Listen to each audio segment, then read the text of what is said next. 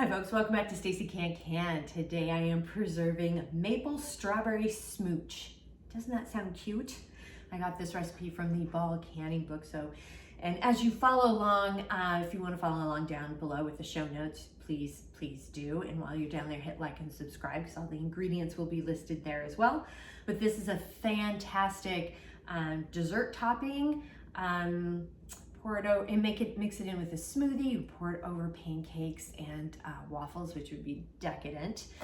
You can mix it in with a fruit salad. That would be a really good flavoring for fruit. This would be great for fruit salad. So it doesn't have a ton of sugar in it, but it's got other sugar alternatives to it. So the ingredients that you need are 4 3/4 cups of strawberries that you're going to puree. When you're shopping, go ahead and look for you need about 8 cups of strawberries, whole strawberries, to get yourself at 4 3/4 cups of strawberries pureed. You need 1.5 cups of pure maple syrup, a cup of apple juice that's unsweetened, 3 tablespoons of lemon juice, and 6 tablespoons of pectin, or you can use a package in the box Pectin. You can use a package of that pectin as well. And then the tools that you need, we do need, I am going to heat lids, so I do need my lid lifter, my Headspace tool, my ladle, my jar lifter, and my funnel. This is a fun funnel that I'm using that I don't use very often. And we need a food processor to puree, or you can use a blender, or you can use an emulsion blender too. I like the food processor if you have that. You just need to puree. You need a canner. I'm using my small canner today because this makes about 6 8-ounce half pints basically. And your rings and your lids and a pan to heat your lids. You don't have to heat your lids. Again, I like to because I just like to, I like the sanitizing piece, just kind of heating it up and washing off any of those manufacturing oils that I like to do. You can pour hot water over it if you want, just not boiling, no boiling. So with all of that, let's go ahead and get started on our maple strawberry smooch.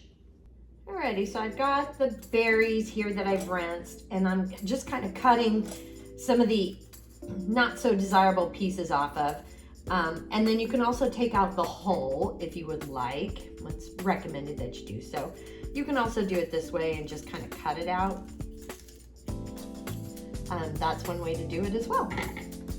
All right, so I've got a bunch in here, and now I'm just gonna pulse the berries to get them mixed up. And then we're in for the long pulse. I'm gonna need to scrape the sides down just to make sure we get all of that goodness mixed in there. Then measure out your puree. So we need 4 3/4 cups. Adding in the 1.5 cup of pure maple syrup, cup of unsweetened apple juice, and 3 tablespoons of lemon juice. Remember, it's bottled lemon juice, not fresh. You need the accurate pH with bottled that you don't get with fresh. It varies too much fruit to fruit.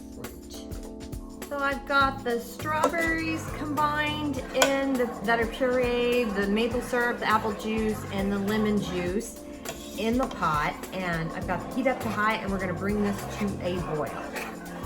Got a nice boil going here, and I'm gonna lower the heat a little bit, because I don't have, it doesn't have actual granulated sugar in here, I am sprinkling in and stirring in the pectin as we go, hoping it doesn't clump up too much. And I'm using a whisk, and because pectin can clump pretty easily. Getting it nice and stirred in, and then we'll bring it to a boil. Again, boil hard for 1 minute, which we are boiling hard, so I'm gonna set a timer for 1 minute. Alrighty, so I've got this smooch is done, and I have the jars heating up in the canner here. And I'm putting on the funnel here and using my ladle. We're filling to a 1/4 inch Headspace.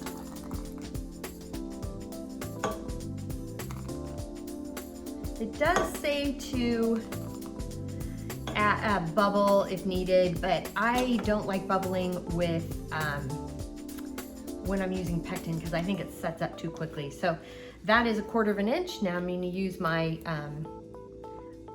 the lid water here, cleaning the rim. Really good because it is sticky sweet. Adding my lid here and my ring, and just fingertip tight plus a bit of 1/4 inch, but just fingertip tight. And then up and over and into the canner. Do not tip or tilt. Got all the jars in the canner here. Put the lid on it. I've got the heat turned up to high and I'm waiting for it to come to a rolling boil. I got a rolling boil going, so I set the timer for 10 minutes. 10-minute timer has gone off for my altitude. And by the way, more altitude information is down below in the show notes. And you can also look off to the side. I don't know if I'll do this side or this side for that information, but I'm going to cut the heat.